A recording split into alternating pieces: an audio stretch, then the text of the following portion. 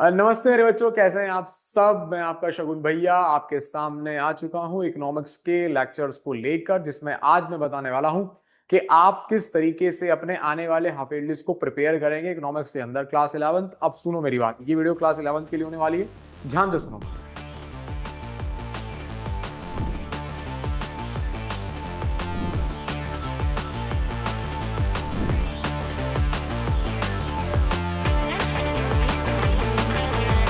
पहली बात तो आप ये समझना शुरू कीजिए कि इकोनॉमिक्स के अंदर आपके दो पार्ट डिवाइडेड है, तो उनको समझो। हमारे पास जो इकोनॉमिक्स है ये दो पार्ट में डिवाइड हो जाएगी। सबसे पहले हमारे पास पढ़ने के लिए आएगी जिसको हम माइक्रो इकोनॉमिक्स बोलेंगे, और दूसरा पढ़ने के लिए आएगा जिसको हम स्टैटिस्टिक्स बोलेंगे। तो अगर आपके स्कूल्स में 80 नंबर का पेपर होने वाला है, 80 मार्क्स के अगर आप लोगों के हाफ ईयरली होने वाले हैं, तो ध्यान देना 40 नंबर की पूरी माइक्रो आ गई और 40 नंबर की पूरी स्टैट्स आ गई। सबसे बड़ी गलती 11th क्लास वाले क्या करते हैं, वो ये फोकस करते हैं कि इन दोनों में से कोई एक ज्यादा अच्छी तैयार कर लेते हैं, या माइक्रो को ज्यादा वेटेज देना स्टार्ट कर देते हैं और स्टैटिस्टिक्स की वेटेज को कम कर देते हैं। पहली तो बात समझने की ये है कि दोनों को ही इक्वल इंपॉर्टेंस आप दो। स्टैटिस्टिक्स में अगर आप फेल हो गए तो भी आपके लिए बड़ी प्रॉब्लम क्रिएट हो जाएगी। स्कूल एज पर स्कूल चेंज होता रहता है वैसे तो, लेकिन स्कूल वाले इसका दोबारा आपका पेपर ले सकते हैं कि स्टैट पेपर दोबारा दो, वरना एग्रीगेट में फेल नहीं करेंगे, मतलब एग्रीगेट में आपको फेल कर देंगे।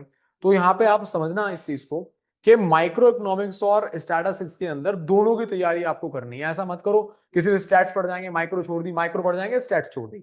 ठीक है। अब हमारे पास देखने के लिए मिलता है कि माइक्रो इकोनॉमिक्स में जनरली चैप्टर 1, ये मैं आपको साइड बुक के हिसाब से बता रहा हूं क्योंकि एनसीईआरटी में चीजें थोड़ी अलग हैं। चैप्टर 1 हमारे पास जो है वो हमारे पास इंट्रोडक्शन का पार्ट आ जाता है। इसके बाद चैप्टर नंबर 2 जो है वो यूटिलिटी एनालिसिस आ जाता है। चैप्टर नंबर 3 जो है वो आपका इंडिफरेंस कर्व आ जाता है। चैप्टर नंबर 4 आपका डिमांड है, और चैप्टर नंबर 5 आप लोगों का जो है वो है इलास्टिसिटी ऑफ डिमांड। तो जनरली इलास्टिसिटी ऑफ डिमांड तक आपका हाफ ईयरलीज में आता है। और यहां पे अगर मैं बात करता हूं तो यहाँ पे आपके इंट्रोडक्शन से लेके फिर organisation of data, presentation of data और ऑर्गेनाइजेशन, देखिए ऑर्गेनाइजेशन ऑफ डेटा के दो चैप्टर्स हमारे पास है, collection of data and methods of data. Presentation of data में हमारे पास जो है डायग्रामेटिक प्रेजेंटेशन है और टेबुलर प्रेजेंटेशन है। ठीक है ना मेरे बच्चों। और फिर हमारे पास अगर किसी किसी स्कूल में आ सकता है तो वो पहला टॉपिक हमारे पास ऑर्गेनाइजेशन, प्रेजेंटेशन और फिर एनालिसिस पार्ट में से जो आ सकता है वो मीन चैप्टर आ सकता है। वैसे हाफ ईयरली हर स्कूल में डिफरेंट होता है, मतलब अलग अलग कोर्सेज आते हैं, लेकिन मैं जनरल बता रहा हूँ कि इतना तो आएगा। तो अब आपको, अगर हम माइक्रो इकोनॉमिक्स की बात करते हैं तो एक कैसे मार्क्स का डिवाइड हुआ, अब आप सुनो ध्यान से। सबसे इंपॉर्टेंट एरिया अगर इन चारों चैप्टर में पढ़ने के लिए, पांच चैप्टर पढ़ने के लिए कुछ है तो वो ये है डिमांड और इलास्टिसिटी ऑफ डिमांड। इसको आप ध्यान से करके जाना, क्योंकि सबसे ज्यादा मार्क्स का आपके पास जो आने वाला है वो डिमांड और इलास्टिसिटी ऑफ डिमांड आने वाला है।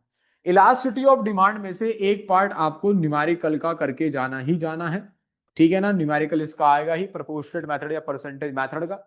और हमारे पास फिर डिमांड चैप्टर, डिमांड चैप्टर में फैक्टर्स अफेक्टिंग डिमांड आपको पढ़ के जाने हैं, बहुत इंपॉर्टेंट है, क्वेश्चन बनता है। मूवमेंट और शिफ्ट भी फैक्टर्स अफेक्टिंग से पूछा जाता है, लॉ ऑफ डिमांड भी फैक्टर अफेक्टिंग का ही पार्ट होता है। फिर आते हैं हम, अब कौन सा चैप्टर भैया इंपॉर्टेंट है, फिर हमारे पास चैप्टर इंपॉर्टेंट है चैप्टर नंबर 2। ये सेकंड, पहली प्रेफरेंस हम इसको देंगे, सेकंड प्रेफरेंस हम इसको देंगे। सेकंड पे अगर हम चैप्टर 2 यूटिलिटी देखें तो यहाँ पे law of DMU important question, single case commodity approach, consumer equilibrium की इंपॉर्टेंट भाई क्वेश्चन। फिर आते हैं चैप्टर नंबर 3 पे, थर्ड वेटेज हम इसकी देंगे, क्योंकि चैप्टर नंबर 3 के अंदर दो टॉपिक्स आपके पास हैं, एक इंडिफरेंस कर्व और एक बजट लाइन। इंडिफरेंस कर्व की प्रॉपर्टीज बहुत इंपॉर्टेंट है, जरूर करके जाना।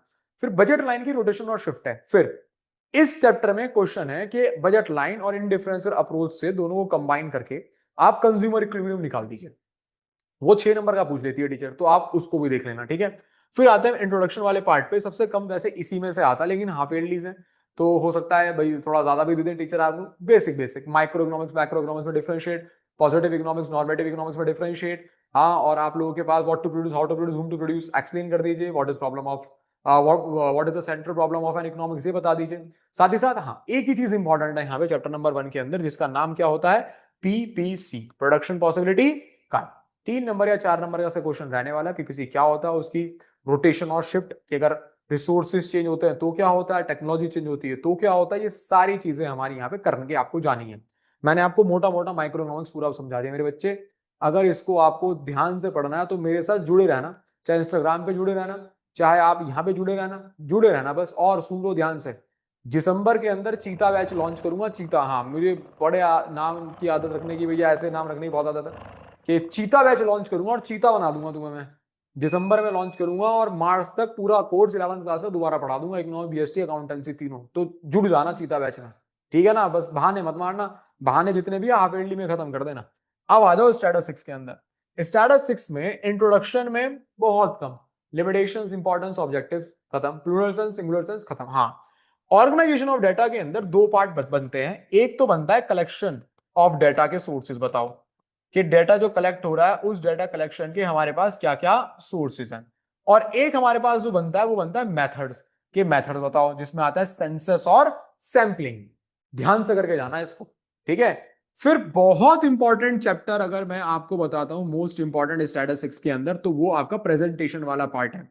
अब इस प्रेजेंटेशन वाले पार्ट की अगर मैं आपसे बात करता हूं तो यहां पे हमारे पास बार डायग्राम्स आ जाते हैं, यहां पे हमारे पास ओजाइव आ जाता है, यहां पे हमारे पास हिस्टोग्राम आ जाता है, यहां पे हमारे पास पाई डायग्राम आ जाता है, यहां पे हमारे पास लाइन ग्राफ आ जाता है। तो मेरे बच्चे एक क्वेश्चन तो तू यहां से मान ले। और टेबल्स में टाइप्स ऑफ टेबल, ये कौन सी प्रेजेंटेशन थी? ये हमारे पास बेटा जी डायग्रामेटिक प्रेजेंटेशन थी। अगर टेबुलर प्रेजेंटेशन की बात करता हूं तो टाइप्स ऑफ टेबल टीचर तुझसे पूछ सकती है, पक्का। समझ में आया? तो फिर एक ये पूरा स्टेटस इसका मैंने तुझे बता दिया कहां कहां से क्या क्या आ सकता है। मीन की अगर मैं बात करूं बच्चे तेरे से, तो मीन में ना तू ध्यान सुनना, मीन के अंदर आप लोग जो है ना फॉर्मूले पे पकड़ बनाना। Statistics as per the formula solve होती है। फॉर्मूले अगर आपको लर्न है तो फॉर्मूलों की रिक्वायरमेंट ही क्वेश्चन से फाइंड आउट करते हैं हम। अगर किसी में दे रखा है कि हमें डी निकालना है तो डी कैसे निकलता है, ठीक है, वो बोला डी एक्स माइनस ए से निकलता है, तो डी एक्स माइनस ए से निकलता है ना, तो एक्स माइनस ए कर दीजिए, ए एस यू मान लीजिए, डी निकालना शुरू कर दीजिए। एग्जाम्पल दे रहा था, पूरा मीन भी मैंने समझा रखा है, जाके प्लेलिस्ट चेक कर लो, पूरा मीन समझा रखा है। एक बार हाथ पकड़ा तो छोड़ूंगा नहीं, बस ध्यान से पढ़ाई करना बच्चे, ठीक है। मार्क्स तुम्हारे आगे, तुम्हारा काम हो जाएगा, मेरा नाम हो जाएगा, पढ़ते रहो।